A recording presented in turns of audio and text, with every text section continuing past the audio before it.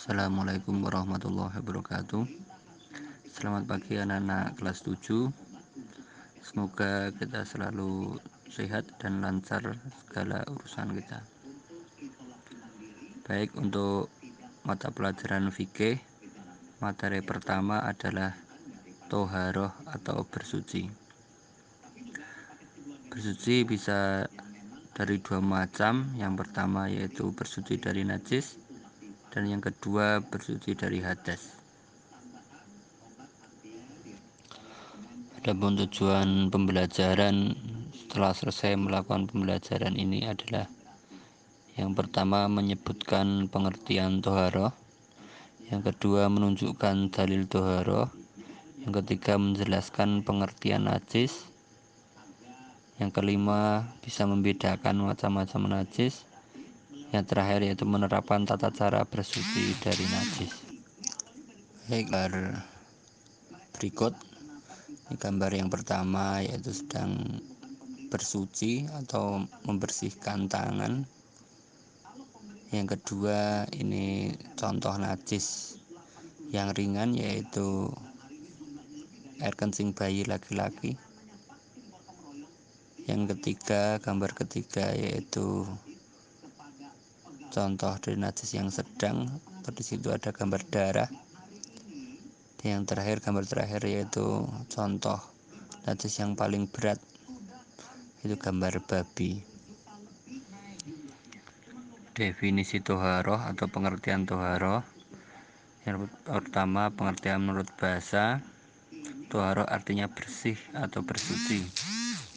Sedangkan menurut istilah, toharoh adalah suatu kegiatan bersuci dari najis dan hadas sehingga seseorang diperbolehkan untuk beribadah yang dituntut harus dalam keadaan suci.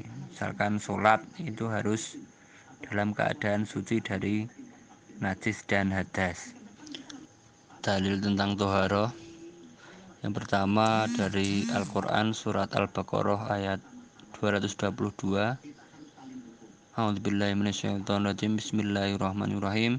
Innallaha yuhibbut tawwabina wa yuhibbul mutatahhirin. Yang artinya sesungguhnya Allah mencintai orang-orang yang bertaubat dan orang-orang yang menyucikan diri.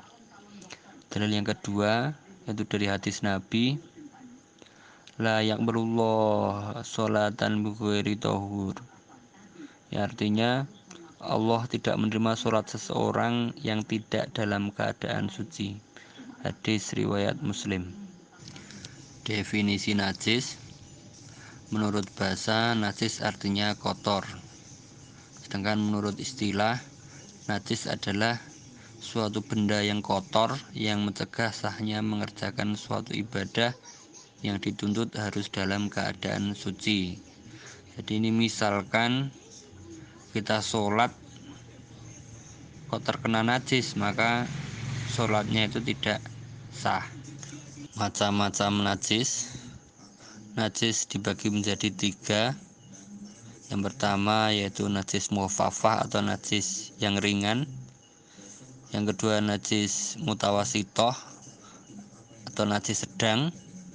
Dan yang ketiga yang terakhir yaitu najis mughaladoh atau najis yang paling berat.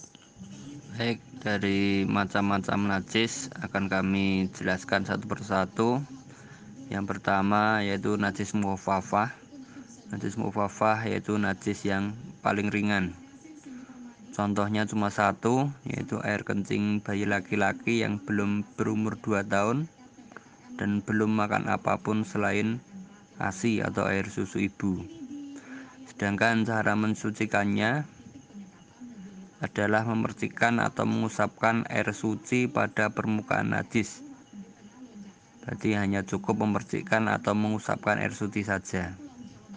Pembagian macam najis yang kedua yaitu najis mutawasitoh atau najis sedang.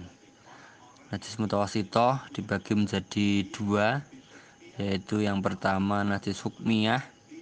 Najis hukmiyah ini najis yang tidak tampak atau tidak terlihat. Pengertiannya yaitu najis mutawasitoh yang diyakini adanya tapi tidak terlihat. Jadi najis mutawasitoh hukmiyah ini tidak terlihat dengan mata, tapi diyakini bahwa najis tersebut itu ada. Contohnya air kencing yang sudah kering.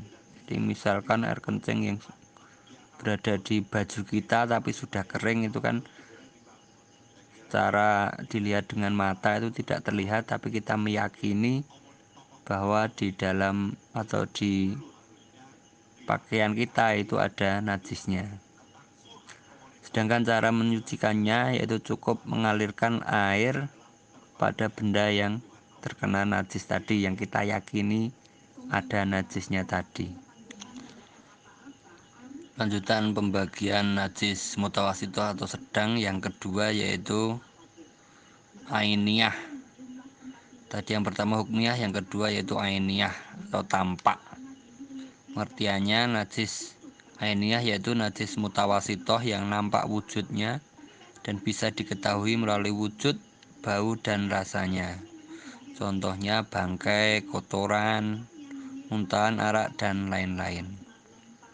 Sedangkan cara menyucikannya yaitu dengan cara menghilangkan najisnya dengan cara membuang atau menggosok-gosoknya hingga hilang wujud, bau, dan rasanya. Kemudian yang terakhir yaitu dialiri air yang suci. Pembagian yang ketiga atau yang terakhir dari najis yaitu najis mughalazoh. Itu najis yang paling berat. Contoh najis ini atau najis mughalazoh yaitu apapun yang berasal dari anjing dan babi. Di apa saja yang berasal dari anjing atau babi itu najisnya najis mughalazoh. Bisa air liurnya, bisa darahnya, dan lain sebagainya. Sedangkan cara mencucikannya yaitu dibasuh sampai 7 kali, yang salah satunya dicampur dengan tanah atau debu. Jadi ini paling berat, jadi menyucikannya juga paling sulit.